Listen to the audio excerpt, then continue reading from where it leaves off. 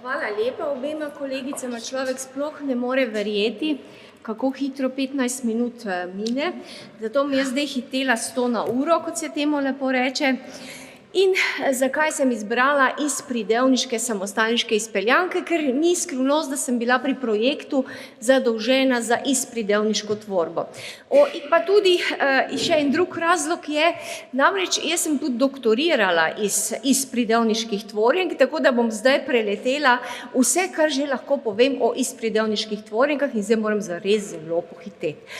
No, dejansko sem v dizertaciji imela na razpolago 1322 pridevnikov, 6061 tvorjenk in potrdila to, kar je tipično, da je v slovenščini najpogostejša besedotvorna vrsta izpeljanke, pokazale so se sestavljanke na drugem mestu, zloženke in sklopi.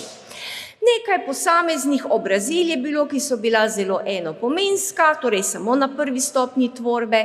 Najpogostejša moškospolska obrazila pri izpridevniški tvorbi, pri samostalniku so bili ik, ec in eš. Med najpogostejšimi ženskospolskimi obrazili pa predvsem ost, ica in ina. Zdaj, ne glede na spol se je pokazalo, da prvostopenjski izpridevniški tvorbi je najproduktivnejše bilo obrazilo ost, sledilo je ica, ik, ina, nato ec in šele nato obrazilo eš. In zdaj sem že pri tem projektu, kjer je tudi moja naloga bila izpridevniške tvorjenke obdelati. Projekt se je formalno septembra iztekel, ampak mi še kar naprej delamo, ker je treba opraviti potrebno analizo in seveda v zvezi s tem podati tudi izsledke. Velikokrat sem že v komisiji predstavila ta besedno-družinski slovar kot vir teh nizov in zelo vesela sem, da je kolega Pranjič v torek povedal, da so na podlagi tega gradiva slovarja izdelali nov, zelo uspešen segmentator, ki je uspešen na drugih večjih korpusih v 86% in pomeni, da je tukaj strojno učenje uspelo in smo pravzaprav lahko zelo ponosni glede na ta izid, kar pomeni, da bomo lahko v bližnji prihodnosti te stvari izboljšali in se lotili tudi celotne korpusne analize in besed segmentacije iz korpusov. Kot rečeno, jaz sem zmeraj stare šole in moram reči, da človek nikoli ne začne z nule, ampak se mora zahvaliti in biti hvaležen svojim predhodnikom. V slovenski besedotvorni teoriji je to Jože Toporišič in Ada Vidovič Muha. Mlajši lahko seveda samo, mlajši relativno, se razume, lahko gradimo na teh dosežkih.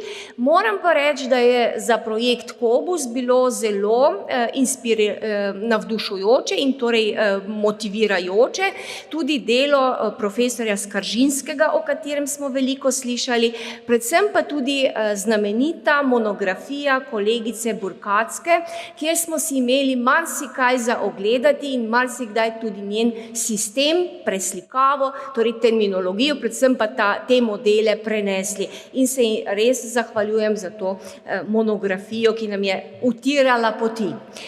Kakšne so torej ugotovitve? Glejte, v tem besedno-družinskem slovarju je samo 42 pridevnikov, kar je na črko B, se razume, kar je samo 6% vseh iztočnic iz besedne družine.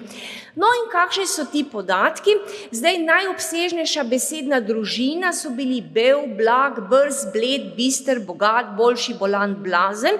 Seveda je to treba še potem pogledati v korelaciji število pomenov, to tudi marsikaj pove, tudi kolegica Burkatska je govorila, da so mnogi dejavniki, ki vplivajo na to, kako se razrašča besedna družina, ampak v končni fazi se je potrdilo, da so izpeljanke kot besedotvorna vrsta še zmeraj najproduktivnejše, vendar so se v tem primeru samo izpridevniške tvorbe pokazale, da so bile zloženke na drugem mestu, sestavljenke na tretjem. Če se spomnite, v doktorskem delu je bilo zaporedje obratno, gradivo je tudi bilo malo večje, ampak za prvo stopnjo tvorbe in seveda najmanj je jasno sklopov.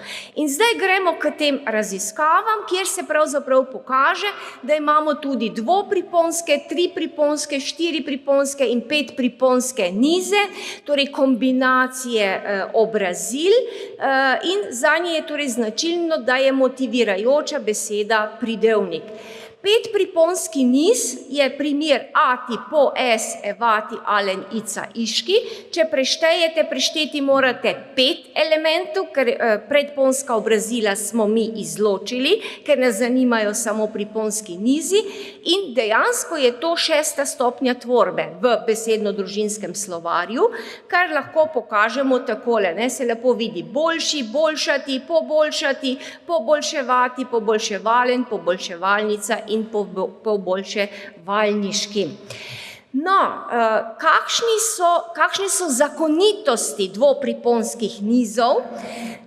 Dejansko lahko rečemo, da samostalniški nizi, o katerih vam zdaj pravzaprav jaz tukaj največ želim povedati, so na drugem mestu. Kolegice so predstavile, da so glagolski bili na prvem mestu, torej modeli s samostalniško, bi rekla, tvorjenko na prvi stopnji so na drugem mestu. In dejansko se pokaže, da je tako dvopriponskih nizov največ, najproduktivnejša pa sta ta, kjer samostalniku sledi pridevnik z 38 nizi in tisti, kjer samostalniku sledi še en samostalnik, kjer je bilo 26 nizov. Za primer pa sem potem dala še tudi tukaj, kot vidite, lepo kakšne primere, da si lahko bolje predstavite. Pri tropriponskih nizih je bil zanimiv ta 8 potrjenih nizov, na primer, torej samostalnik, pridevnik, samostalnik, primeri bi bilo bledičnik in potem samostalnik, ki mu sledi pridevnik in potem je terminalna beseda spet samostalnik, bi rekel kolega Ološtjak, tip bolniška. Pri štiripriponskih nizih se pa seveda število teh nizov drastično znižuje. Samo 16 jih je, kar je 10% vseh nizov in seveda prvostopenjski samostalniški so tukaj najproduktivnejši in tukaj vam predstavljam ta dva znamenita niza, torej tip pridevnik, ki mu sledi na prvi stopnji samostalnik, se nadaljuje še z enim samostalnikom, tretjestopenskim samostalnikom in četrtimstopenskim pridevnikom, kar je primer tip beličaričin, in še tip, ko samostalniku na prvi stopnji sledi še en samostalnik, sledi glagol in na koncu še en samostalnik, torej zelo pogosto je za glagolom glagolnik, torej že zelo usistemljen, torej primer beličarjenje. Pet priponskih nizov je bil, torej 5 priponskih niz je bil samo eden in je ta tip poboljševalniški, ki sem vam ga predstavila. To so kvantitativni podatki za mnogo teh, bi rekla, nizov, sedaj so pa zelo pomembni kvalitativni podatki, da vidimo pravzaprav te nize in jaz sem pokazala en del, kjer pravzaprav pridevniku sledi samostalnik ica. Ampak verjetno se je pokazalo, da to, kar sem jaz v dizertaciji imela izpostavljeno, da je verjetno zelo pomembna, katera pomenska skupina pridevniku je v podstavi. Ali je to vrstni pridevnik, ali je to svojilni pridevnik, ali je to kakovostni pridevnik ali pa števnik.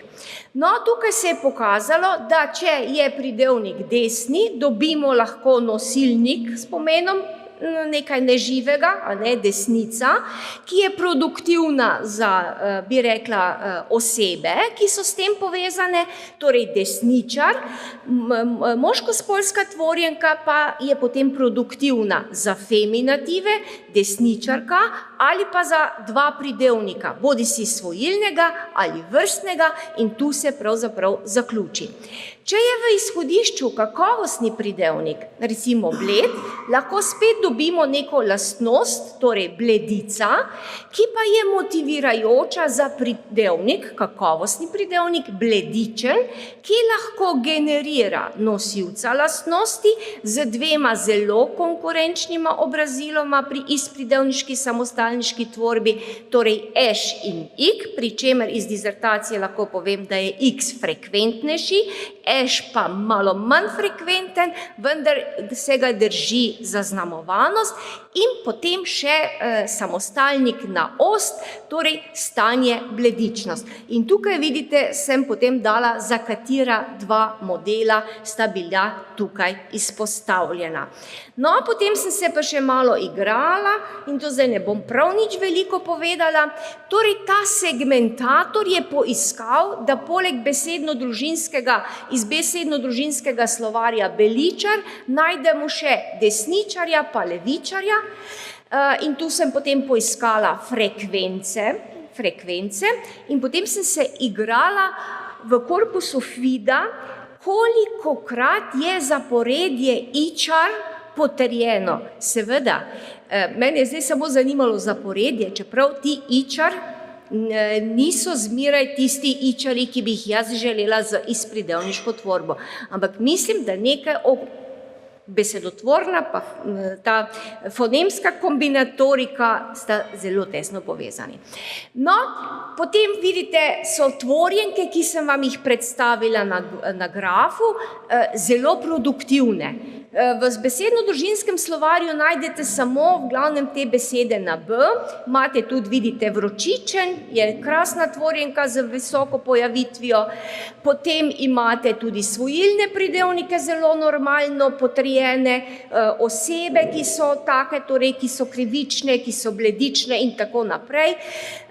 In seveda, absolutno imamo tudi tretjestopenjske nize potrditve, recimo desničarski, levičarski in tako naprej, ali pa da ne govorim o tvorjenkah na ost, ki so pravzaprav se pokazale, da so pri izpridevniški samostalniški tvorbi na prvem mestu.